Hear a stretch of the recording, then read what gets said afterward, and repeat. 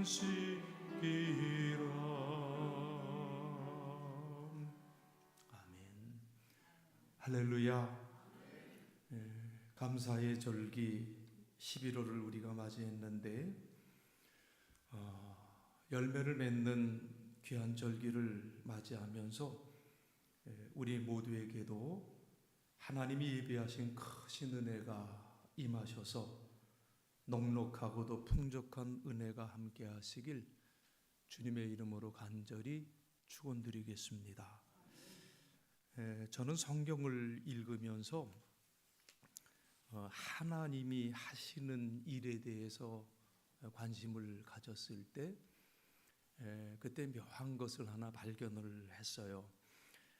우리 하나님이 하시는 그 일들에는 참 그 묘한 그 패턴이 있구나, 어떤 정해진 흐름이 있구나라는 것을 보게 되었는데, 다시 말씀드리면 하나님께서 하시는 일에는 어떤 원칙이라고 할 수 있는, 다른 말로는 규칙이라고 말할 수 있는 이런 흐름들이 있구나라는 것을 보게 되는데, 예를 든다면 하나님께서 어느 한 사람을 택하여 사용하실 때 특출나게 유능한 사람을 쓰지 않는다는 것을 보게 돼요.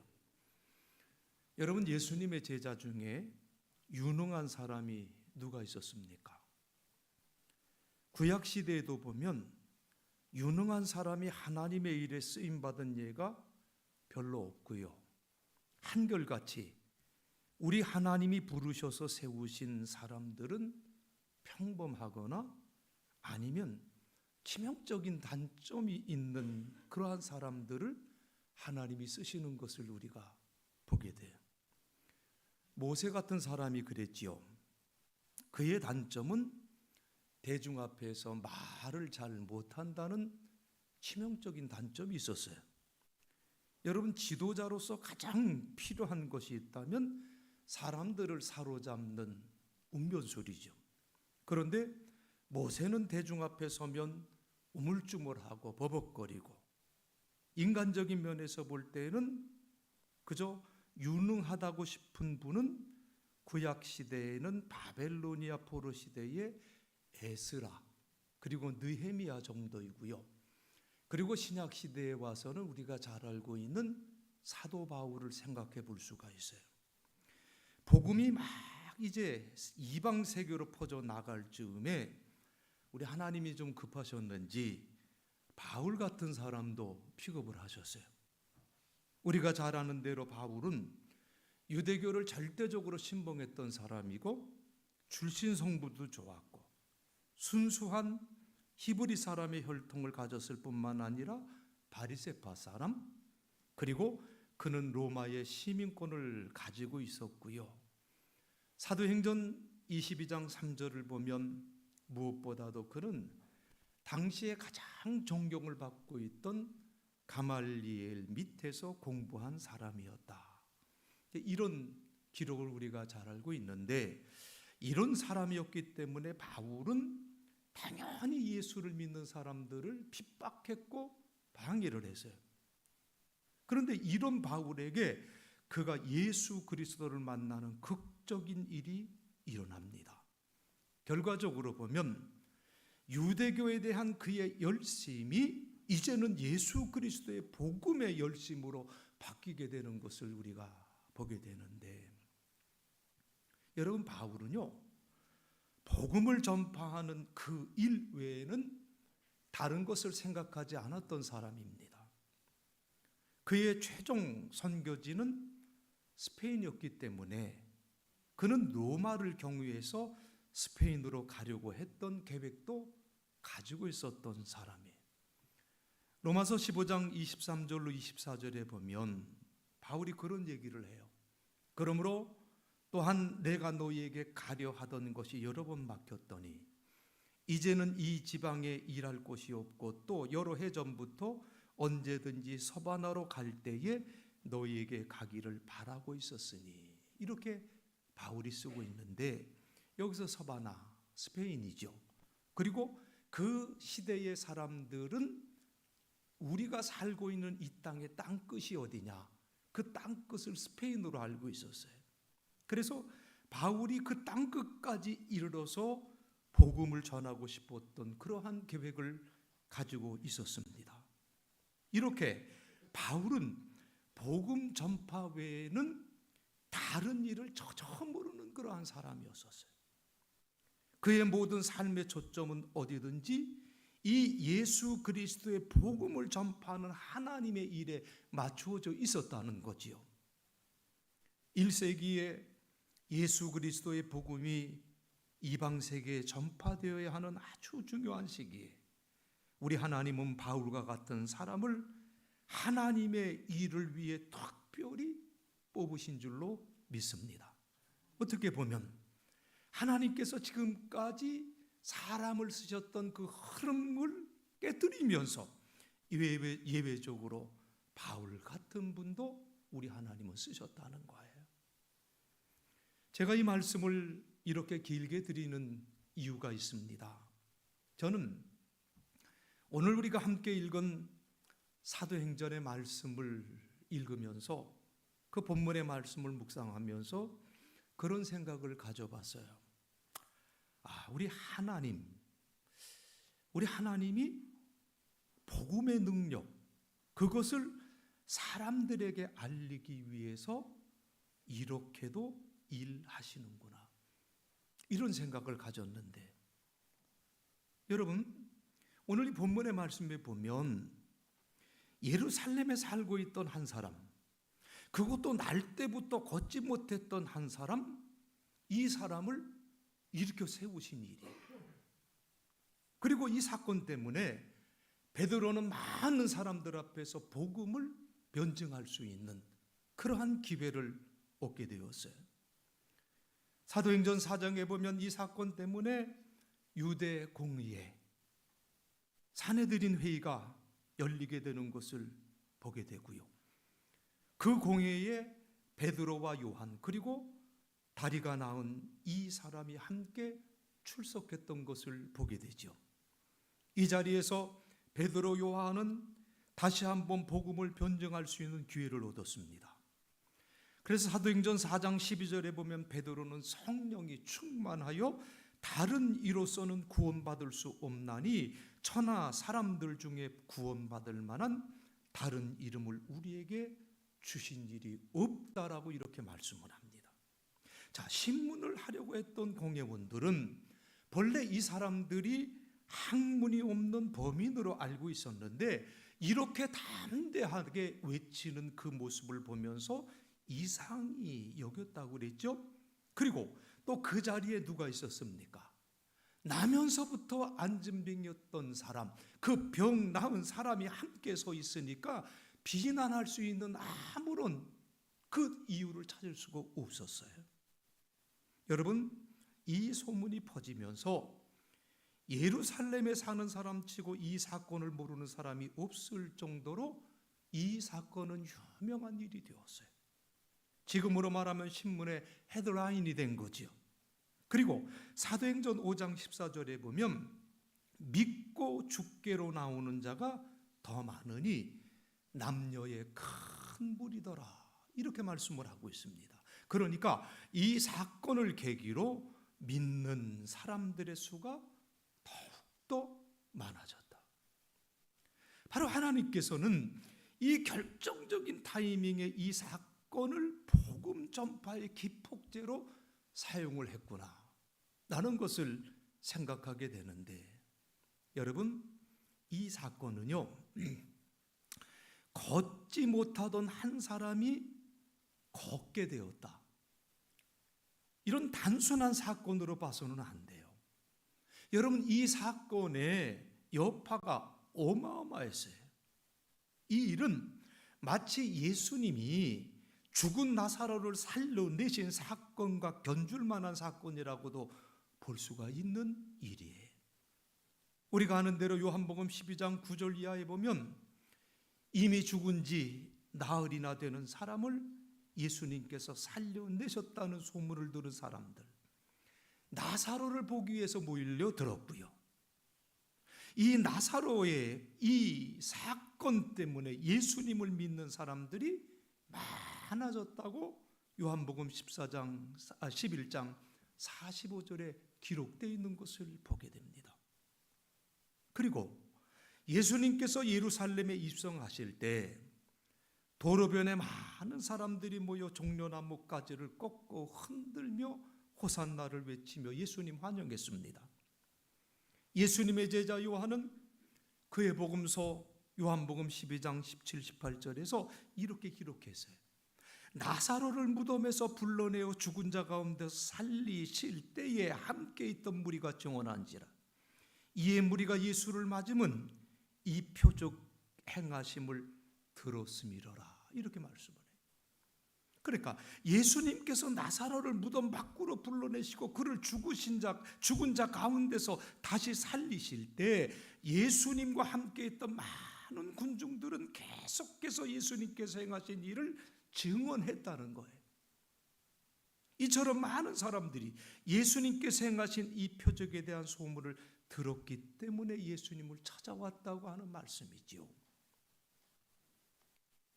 이제 다시 본문의 말씀으로 들어가서 나면서부터 한 번도 걸어보지 못했던 한 사람이 걷게 될 수 있었던 그 말씀이 오늘 살아가는 우리에게 주시는 은혜를 우리가 받기를 원합니다. 보통 여러분 유대인들은 하루에 3번 기도를 해요. 아침 9시, 오후 3시, 그리고 해질 무렵 이렇게 3번 기도를 하는데 오늘 본문 말씀은 이렇게 시작이 되죠. 제9시 기도 시간에 베드로와 요한이 성전에 올라갈새라고 기록이 되어 있어요. 여기서 제9시는 오늘날 시간으로 오후 3시를 말합니다. 그러니까 어느 날 오후 3시 기도하는 시간이 되어서 베드로와 요한이 성전으로 올라가고 있었다라고 하는 말씀인데 이 사건은 예수님 십자가 사건이 있은 지 얼마 되지 않아서 일어난 사건이에요. 예수님께서 서기 33년에 돌아가셨다면 이 사건도 아마 같은 해에 있었던 사건이죠. 그날 태어날 때부터 한 번도 걸어보지 못한 이 사람, 그는 아름다운 문, 미문이라고 하는 그 문 앞에서 성전에 들어가는 사람들에게 구걸을 하고 있었습니다. 보통 예루살렘 성전으로 들어가는 문은 그 당시에 모두 9개가 있었다고 그래요. 북쪽에 4개, 남쪽에 4개, 그리고 동쪽에 1개가 있는데 이 동쪽에 있는 이 1개의 문을 미문이다, 뷰티풀 게이트다, 아름다운 문이다, 정말 금장식을 해서 굉장히 예쁘게 만든 문이었다고 해요. 그리고 사람들이 성전으로 갈 때 이 문을 가장 많이 사용을 했대지요. 바로 이 안진뱅이가 지금 성전으로 들어가려고 하는 베드로와 요한에게 구걸을 했습니다. 본문 4절에 보니까 베드로와 요한이 이 사람을 주목해요 봤다고 그랬어요. 눈여겨 봤다고 그랬어요. 뉴 리빙 트랜스레이션 말씀해 보니까 Peter and John look at him intently라고 그랬어요. 그러니까 베드로와 요한은 그 안진뱅이를 집중해서 봤다고 그랬어요. 뉴 킹 제임스 버전에 보니까 fixing his eyes on him이라고 그랬어요. 베드로와 요한이 시선을 그에게 고정을 했다고 그랬어요. 그 안진뱅이에게. 그리고 뭐라고 얘기를 하냐면 우리를 봐라 이렇게 말을 해. 그러니까 이 말에 이 안진뱅이는 이 사람들이 내게 뭔가를 주려고 하나 보다 하고 두 사람을 쳐다보지요. 여러분 바로 이 장면이 오늘 본문의 말씀에서 제일 중요한 자리예요. 물론 그 밑에 나오는 은과 금은 내게 없지만 내게 있는 것을 당신에게 주겠습니다. 나사렛 예수 그리스도의 이름으로 일어나 걸으세요 라고 하는 이 말씀이 우리의 눈에 확 들어오고, 그리고 우리가 많이 기억하는 말씀이지만, 하지만 그 전에 베드로와 요한은 그를 똑바로 바라보았고, 그 사람은 뭔가 이 사람들이 나에게 뭔가 주려고 하나보다 하고 두 사람을 쳐다보았다는 이 말씀이 중요하다는 거예요. 저는 이 설교 말씀을 준비하면서 이 말씀을 여러 번 집중해서 읽어보았어요. 그러면서 어떤 마음이 드는가 하면, 정말 그 특이한 말씀인데, 이 사람이 일어난 이후에 베드로와 요한을 꼭 붙들고 놓아주지 않았다고 하는 말씀이에요. 이 특이한 내용이에요. 성경 어디에도 병이 나은 사람이 자기를 낫게 해준 사람을 꼭 붙들어 놓고 놓아주지 않았다는 말씀이 없습니다. 이 사건 순식간에 일어난 사건이에요. 이 사람이 베드로와 요한을 꽉 붙들지 않았더라고 한다면 옆에 있던 몇몇 사람들이 이 광경만을 봤을 거예요. 하지만 이 사람들이 두 사람을 꼭 붙들고 놓아주지 않는 바람에 사람들이 시선이 물린 거예요. 뭐야 하면서 순식간에 사람들이 몰려들었지요. 베드로가 사람들에게 이렇게 말합니다. 사도행전 3장 12절 그리고 16절 말씀인데, 베드로가 이것을 보고 백성에게 말하되, 이스라엘 사람들아, 이 일을 왜 놀랍게 여기느냐? 우리 개인의 권능과 경건으로 이 사람을 걷게 한 것처럼 왜 우리를 주목하느냐? 그 이름을 믿음으로, 그 이름이 너희가 보고 아는 이 사람을 성하게 하였나니 예수로 말미암아 난 믿음이 너희 모든 사람 앞에서 이같이 완전히 낫게 하였느니라 말씀을 하셨어요.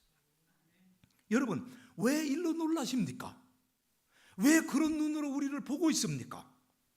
우리의 능력이나 우리의 경건함 때문에 이 사람이 걸을 수 있게 되었다고 생각하십니까? 아닙니다. 여러분, 이 사람을 알지 않습니까? 예수님의 이름을 믿는 믿음 때문에 이 사람이 걷게 되었습니다. 예수님의 이름과 그분을 믿는 믿음으로 이 사람이 완전히 치료를 받은 것입니다 라고 선포하고 있는 모습을 우리가 보게 된다는 거예요. 그런데 저는 이 말씀을 보면서 또 질문을 하지 않을 수가 없었어요. 자, 이거 분명히 뭐라고 말씀하냐면, 뭐가 이 사람을 낫게 했다고 그랬어요? 믿음.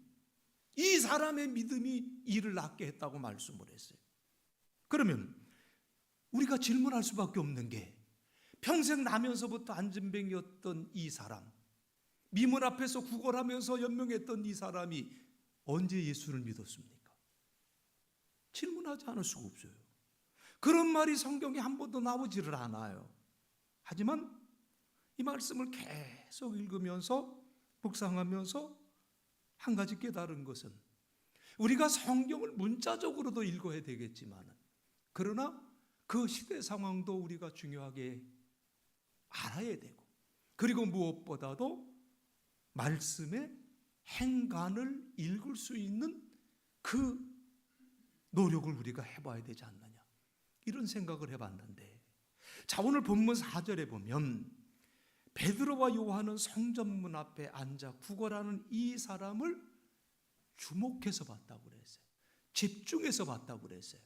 영어 성경에는 아주 그냥 고정하면서, 눈을 고정하면서 보았다고 그랬어요.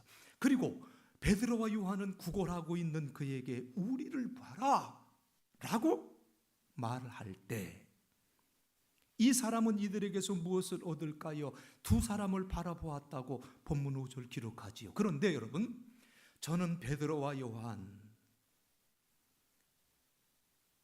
이 사람과의 만남 속에서 나는 이 사람의 믿음을 이 두 사도가 보았다고 저는 생각을 해봤어요.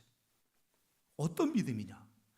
지금까지 한 번도 걸어보지 못한 이 불쌍한 사람, 날마다 성전문 앞에서 구걸하는 이 사람의 눈에서 베드로와 요한은 낫고자 하는 간절한 마음, 그가 다시 좀 일어나서 일반 사람들과 같이 살고 싶어하는 그 간절한 믿음을 이 두 사도가 보았다는 거지요.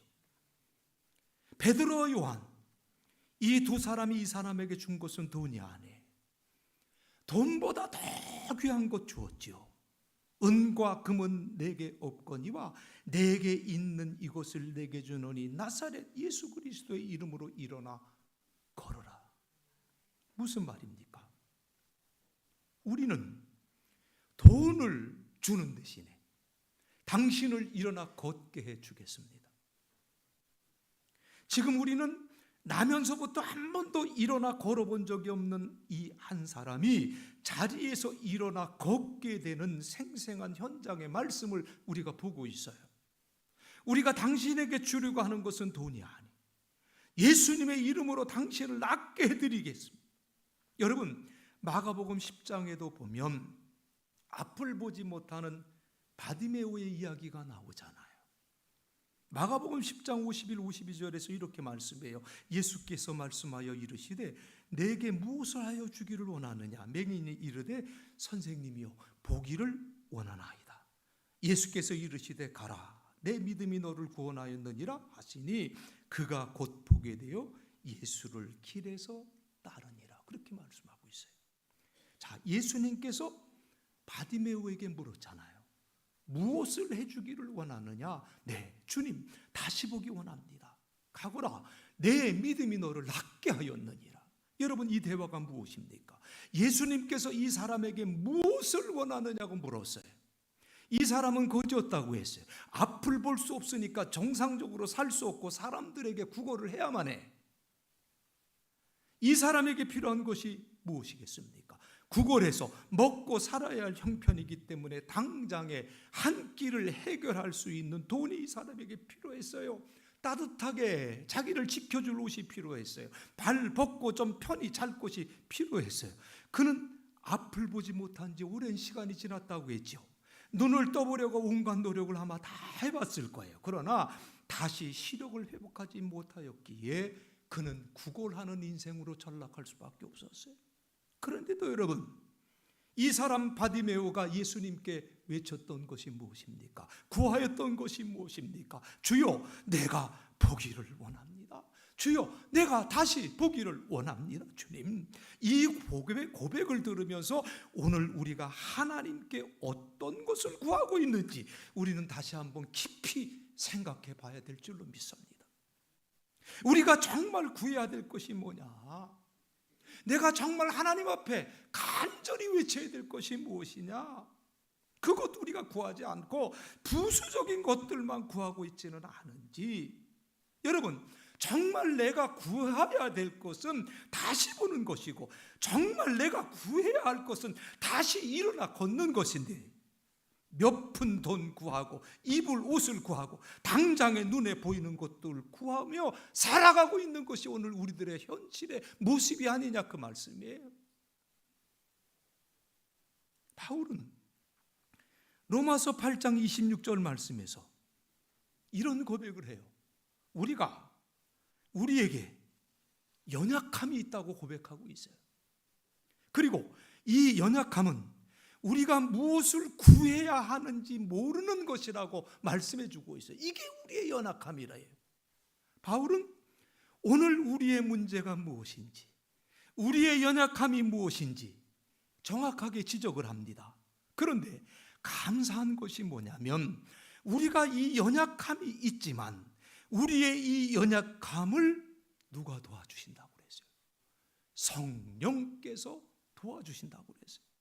그래서 우리는 성령의 도움을 구해야 된다. 성령의 도움이 엄치는 우리의 기도는 허공치는 기도가 될 수밖에 없다는 것을 말씀해 주고 있어요. 베드로와 요한이 나면서부터 안전뱅이 되었던 이 사람에게서 낫고자 하는 그 믿음을 보았다는 거예요. 그것이 이 두 사도가 이 사람을 집중해서 그리고 열심히 고정해서 바라보았던 이유라고 저는 믿습니다. 이 사람과 눈이 마주쳤을 때 비록 이 사람 돈을 주려나 하면서 두 사도를 보았다고 했지만 베드로와 요한은 이 사람 속에 감추어진 내면의 소리를 들었습니다. 사도행전 4장 22절에 보면 이 사람의 나이가 40살이 되었다고 그랬어요. 나면서부터 지금까지 40년이 넘게 걸어보지 못한 사람이에요. 이쯤 되었다면 이제 걷는다는 희망은 포기할 때가 되었지만 이 사람은 걷는다는 희망을 포기한 적이 없었어요.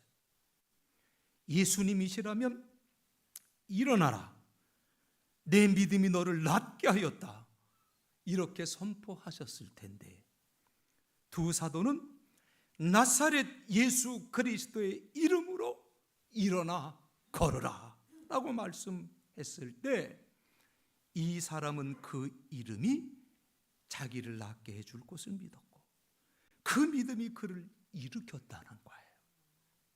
그리고 이 사람의 이야기가 예루살렘에서 모르는 사람이 없게 되었어요.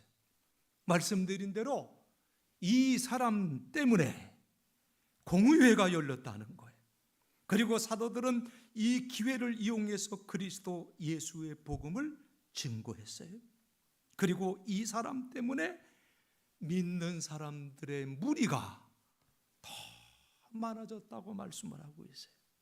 이 사람 때문에 신자들의 공동체가 더욱더 견고해졌다고 말씀해주고 있습니다. 그렇다면 문제가 뭡니까?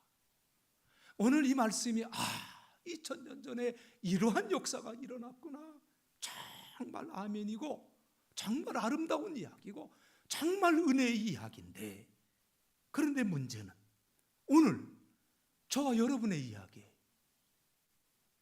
오늘 저와 여러분, 나의 삶 속에서 오늘 나는 무엇이 중요한지, 무엇이 덜 중요한지를 알아서 어떤 어려운 환경 속에서도 그것을 포기하지 않고 끝까지 붙드는 그 믿음, 이 믿음은 나사렛 예수 그리스도의 이름을 믿는 믿음을 통해서 우리 앞에, 내 앞에 현실이 된다는 것을 여러분 믿으시기를 간절히 바랍니다.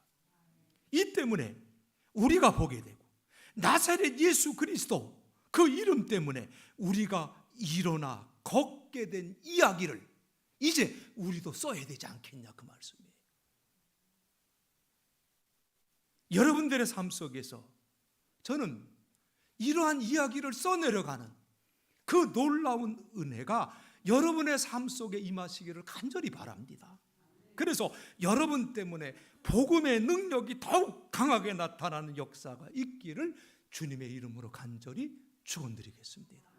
기도하겠습니다. 하나님, 나면서부터 안진뱅이였던 이 한 사람을 나사렛 예수 그리스도의 이름으로 일어나 걸어라 외칠 때 그 내면에 낫고자 하는 열망이 있었던 이 사람, 나사렛 예수 그리스도를 믿었기에 그가 그 예수 그리스도의 이름으로 일어나게 되는 놀라운 은혜를 입게 된 줄로 믿습니다.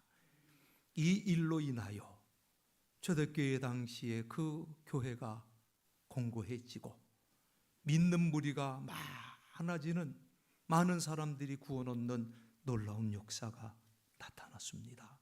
주여, 오늘 우리의 삶 속에서 이 말씀이 나의 이야기로 다시 한번 재해석되어지고 그리고 응답되어지는 놀라운 은혜가 임할 수 있도록 하나님 우리를 지켜 주옵소서.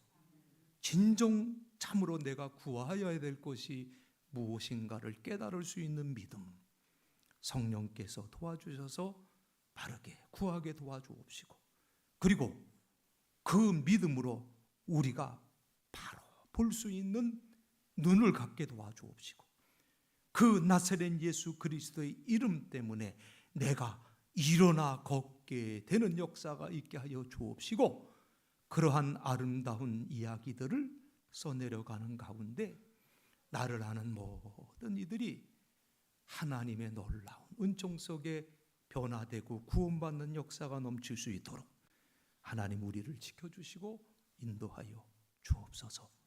예수님 거룩하신 이름 받들어 간절히 기도드리옵나이다. 아멘.